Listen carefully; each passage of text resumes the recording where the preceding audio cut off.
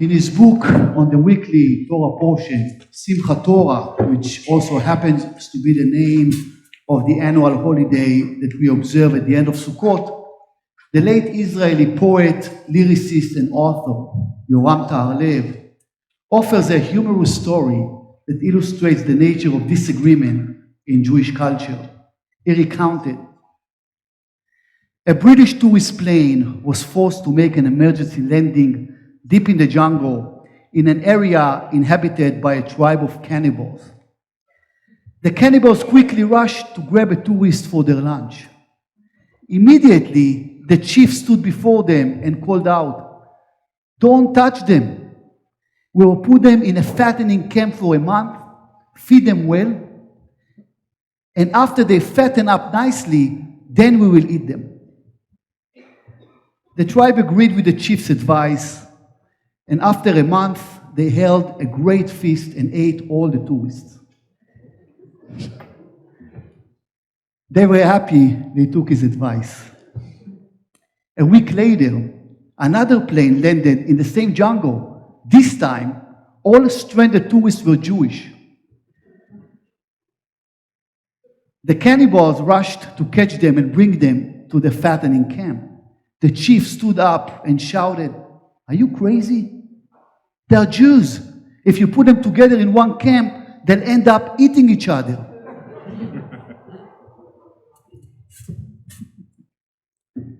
Along with my effort to deliver a meaningful Kol Nidrei service, I wanted to offer you an appetite suppressant at that start of your fast. No thank yous are necessary.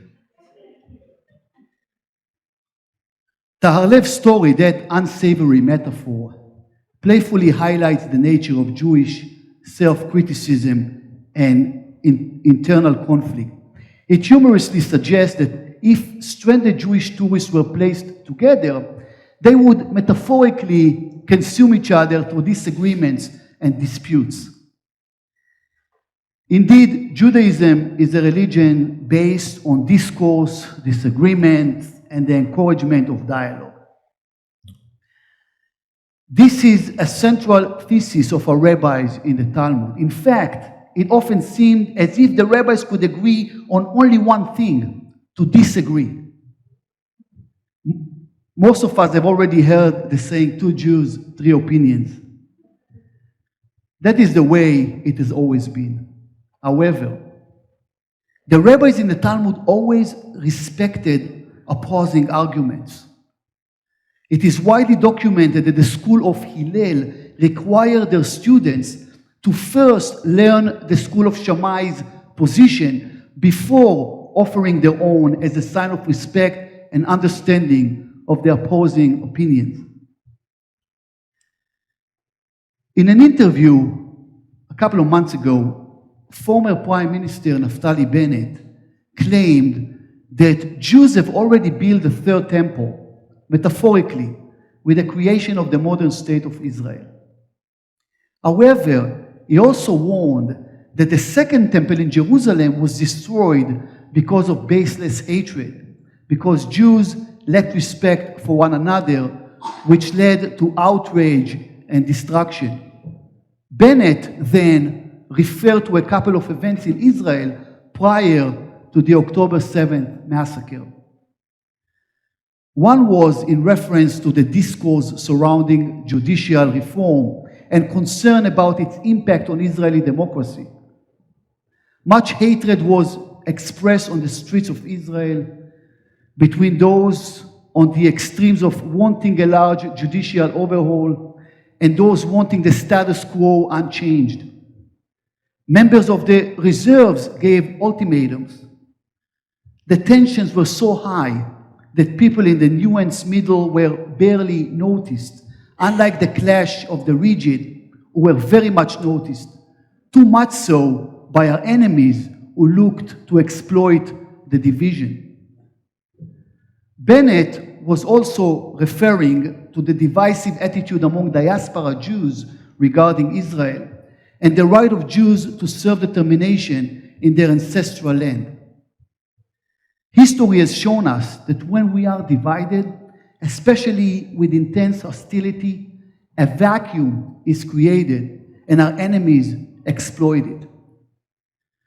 Bennett has been concerned that today Jewish Israelis and Jews around the world are on the verge of a similar destruction, tearing ourselves apart with misunderstanding and disagreement.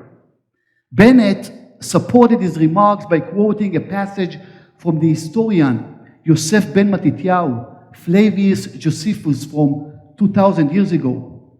Vespasian, the commander of the Roman army, stood with his generals just before the conquest of the old city and said, "If we give them more time, our enemies' numbers will decrease. The fire of discord will consume them." In other words, while the Jews were consumed by internal conflict, they brought upon themselves the terrible curse of civil war that would lead to a decrease in population. Vespasian believed it was better to watch from afar and let the Jews destroy themselves than to waste energy and intervene in their anger. With that, Bennett concluded that, and I quote, "If the Arabs were truly smart, they would have waited a little longer and not attacked Israel on October 7. We would have caused ourselves more damage." End of quote. This attitude of disrespect and hatred of one another is evident in many US and European universities these days, where arguments should be won through dialogue, not hostile activism like that, which creates artificial borders on campuses that prevent Jewish students from walking through them, through parts of their own campus. In academia, we expect our students and professors to engage in honest dialogue and study, winning arguments through education and historical facts, just as the rabbis did 2 millennia ago in their schools.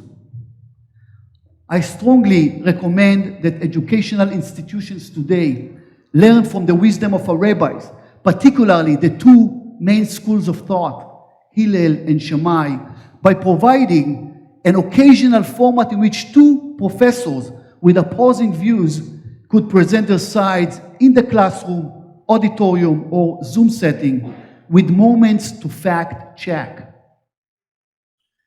This approach would allow students to engage in the conversation and make their own decisions rather than having professors impose their personal and increasingly toxic agendas. The more students would understand one another, even if they disagree with one another, the more stability there will be on campuses. Unfortunately, the discord we've been seeing is quite deliberate. The forces seeking to harm the Jewish people, especially Jewish students and professors, are also seeking to erode the credibility and integrity of our established colleges and universities in the United States and throughout the Western world. In one of his final songs, "You Want It Darker," Leonard Cohen encapsulated a famous Jewish mystical doctrine with the phrase, "There is a crack in everything. That's how the light gets in." There is a Jewish tradition that teaches that each person is a unique small light.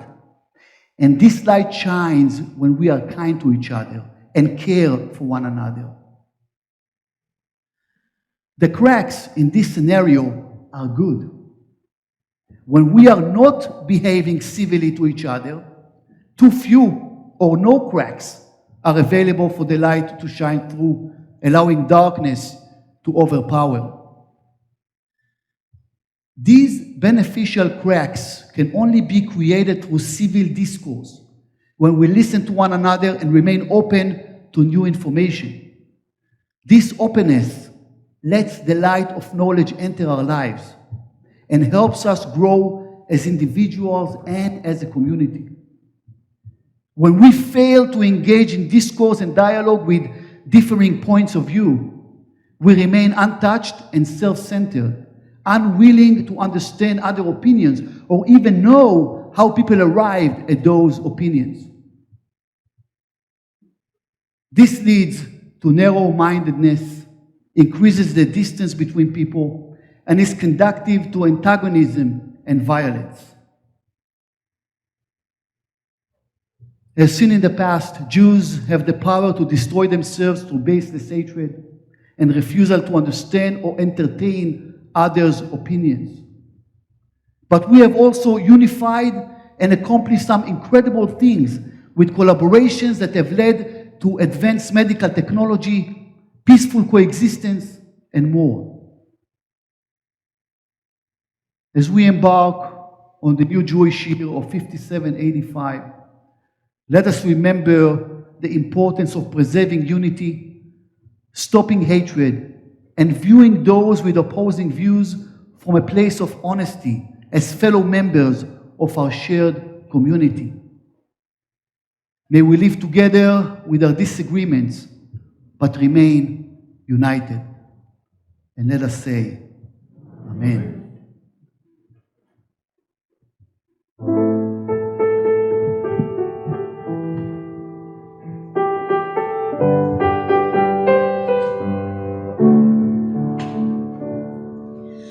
Writers of the history, stand with me, look into my eyes and see.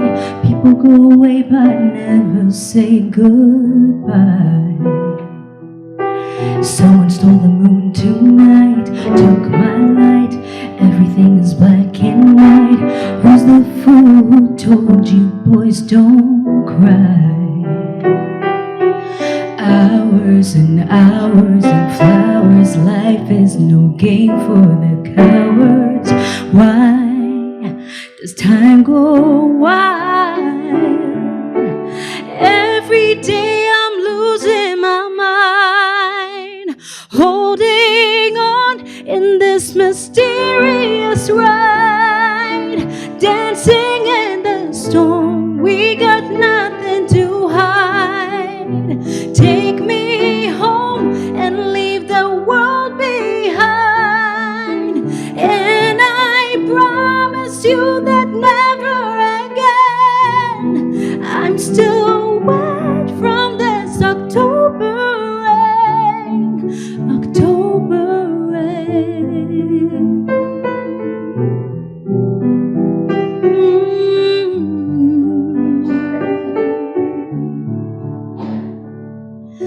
Living in a fantasy, ecstasy, everything is meant to be. We shall pass, but love will never die.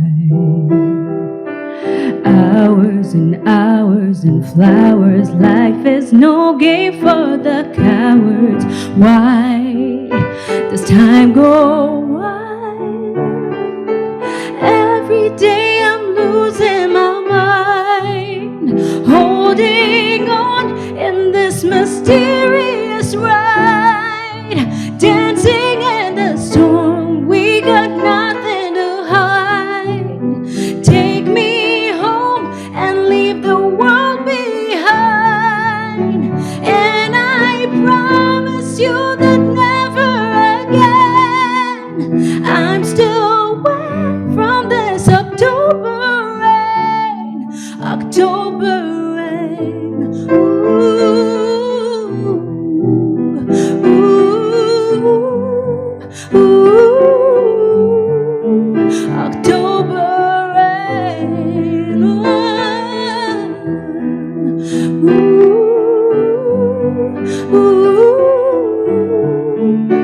And I promise you that never again I'm still wet from this October rain, October rain.